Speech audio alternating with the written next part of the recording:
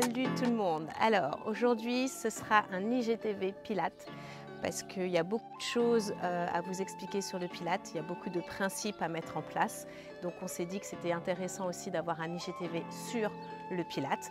Le Pilates c'est un renforcement musculaire qui va vous permettre de travailler sur vos muscles profonds grâce à vos muscles moteurs et inversement. Donc plus vous allez être fort sur vos muscles profonds, plus vous allez être fort sur vos muscles moteurs. Donc c'est vraiment comme ça que ça fonctionne. Surtout, n'oubliez pas qu'il y a beaucoup de choses, donc n'abandonnez pas. Prenez le temps aussi de vous recentrer sur vous-même pour pouvoir justement sentir ces différences parce que vous allez vraiment avoir besoin des ressentis. C'est important parce qu'on ne travaillera pas dans la mécanique, on va travailler en conscience, donc concentration. Je vais vous expliquer tout ça aujourd'hui avec les bases et les principes de Pilates et ensuite les IGTV vont évoluer pour pouvoir avoir aussi les mouvements et vous expliquer à chaque fois les mouvements, les ressentis, les endroits où vous devez faire attention, etc. etc. Est-ce que vous êtes prêts? On y va? Allez, c'est parti!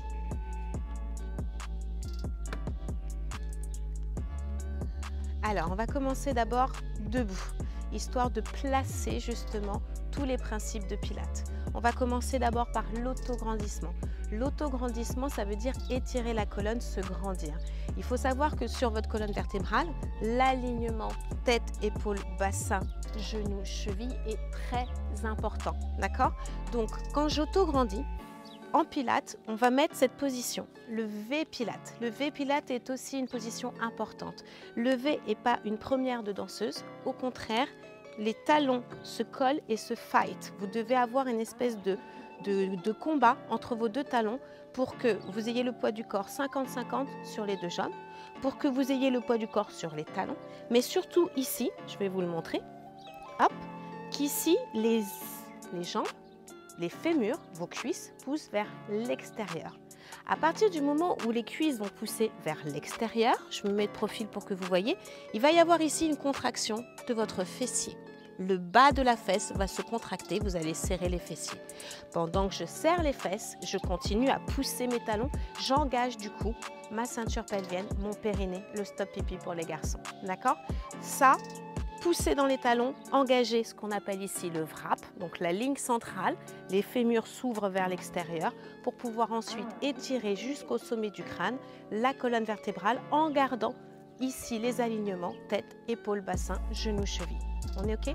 Donc ça s'appelle l'autograndissement. OK, on va passer maintenant ici à la taille et à votre powerhouse. Le powerhouse, c'est la ceinture pelvienne accompagnée tout le temps de votre sangle abdominale, ici, la taille. Donc pour ça, vous avez besoin de votre transverse. Petite cours d'anatomie vite fait, le transverse, c'est votre muscle le plus profond au niveau de votre sangle abdominale. Ici, vous avez le grand droit, les tablettes de chocolat. Ici, sur les côtés, vous avez les petits et grands obliques. Et en dessous tout ça, vous avez le transverse qui, lui, son rôle est de serrer la taille. Donc je vais vous le montrer tout de suite. Je vous le montre de profil pour que vous voyez bien la différence. Là, je suis normale, d'accord? Maintenant, je vais serrer la taille. D'accord? Donc, vous devez sentir cette action de serrer cette taille. Soit on vous met un corset, vous imaginez qu'on vous met un corset pour les filles. Pour les garçons, vous imaginez à chaque fois que vous voulez rentrer dans le pantalon un peu trop petit et donc, il faut serrer la taille pour pouvoir le fermer. Voilà, c'est des petits trucs mémotechniques que vous pouvez avoir. Tout ça, bien évidemment, en gardant le premier principe qu'on a vu tout à l'heure, l'autograndissement. Je serre donc mon périnée tout en serrant ma taille. Donc là, vous êtes sur déjà un deuxième principe où vous engagez votre maison mère, votre powerhouse, tout en gardant votre autograndissement et l'étirement de la colonne vertébrale. Ça va pour vous? On passe au suite. Ok, on passe à un principe fondamental pour le Pilates, la respiration. D'accord?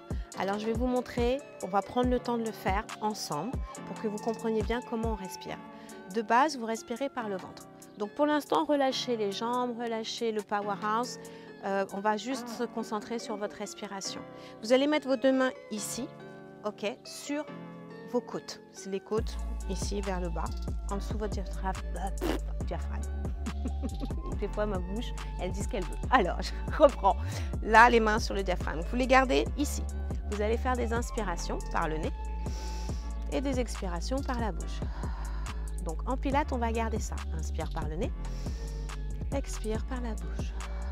Voilà, ceux qui font du yoga, je mets toujours des bémols parce qu'en yoga c'est l'inverse.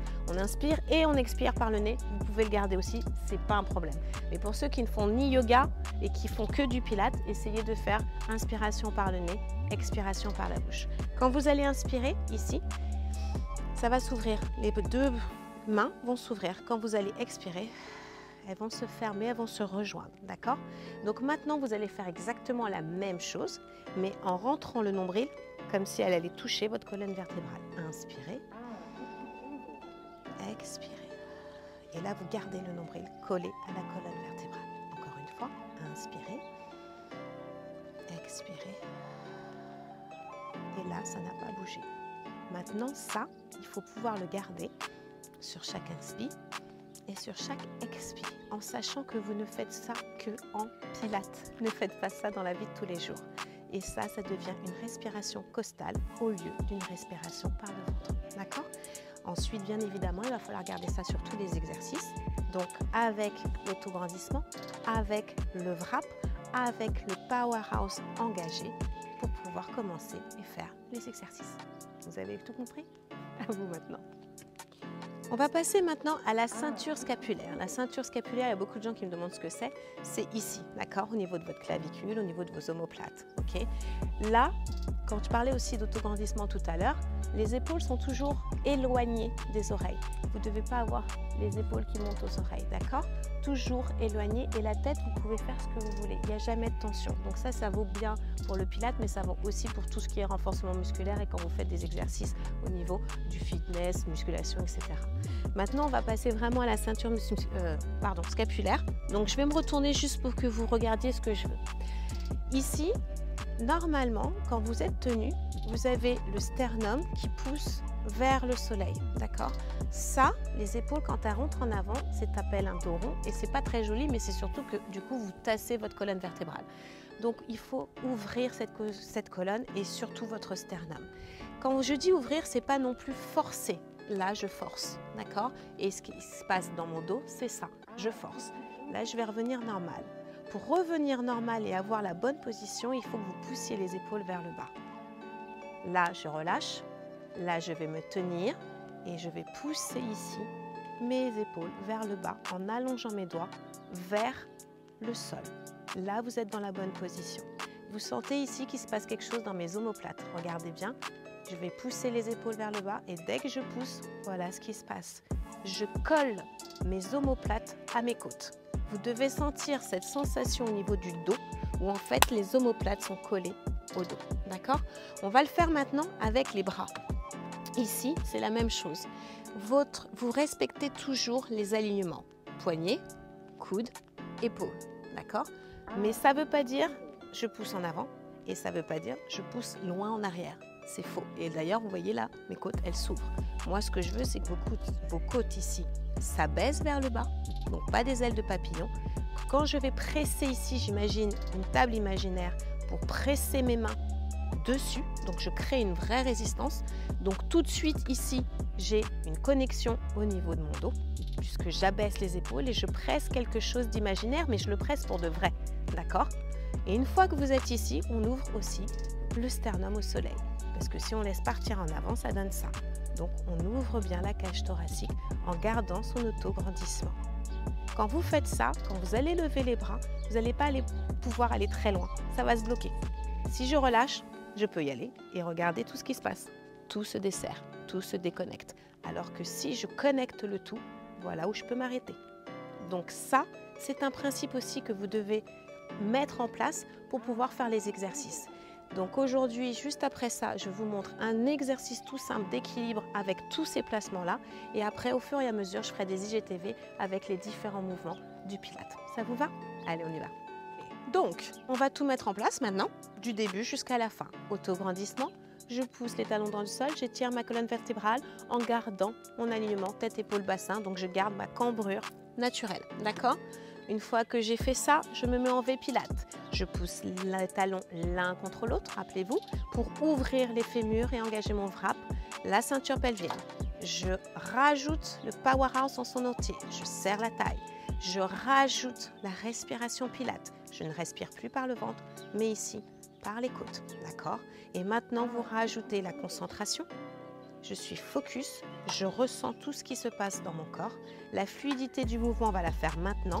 Vous allez prendre une inspiration, monter les bras. Comme tout à l'heure, ceinture scapulaire connectée. Sur l'expiration, vous descendez les bras en pressant l'air, comme si vous aviez quelque chose sur lequel vous poussiez les mains dessus. Inspirez, montez, toujours en étirant cette colonne. Expirez, descendez le bras. On va faire la même chose en montant sur vos demi-pointes. Quand vous montez sur les demi-pointes, collez vos talons ensemble, ne les laissez pas se décoller. Sur l'expiration, descendez avec contrôle, qui est encore un principe de Pilates. C'est vous qui contrôlez le mouvement. Les talons vers le sol, les bras vers les cuisses. Encore une fois, inspirez. Quand je monte, j'étire, je continue d'étirer. Mais quand je descends mes talons, j'étire encore le sommet du crâne vers le plafond. Je presse l'air avec ma cage thoracique et mes bras, mes épaules. Et je serre bien évidemment mon powerhouse pour tenir cette position. Je vous le montre de profil. Inspirez, serrez, pressez l'air. Expirez, continuez à vous grandir. Engagez-moi votre centre. Serrez les fessiers. Tout est engagé. Descendez les bras. Dernière fois. Inspirez. Sur l'expiration, on creuse jusqu'au bout. Merci beaucoup. On va faire l'IGTV la prochaine fois sur un mouvement en spécifique, mais j'espère que vous allez travailler sur celui-là. Et on se retrouve soit sur YouTube, soit sur Instagram. Never give up Nancy. Bye bye.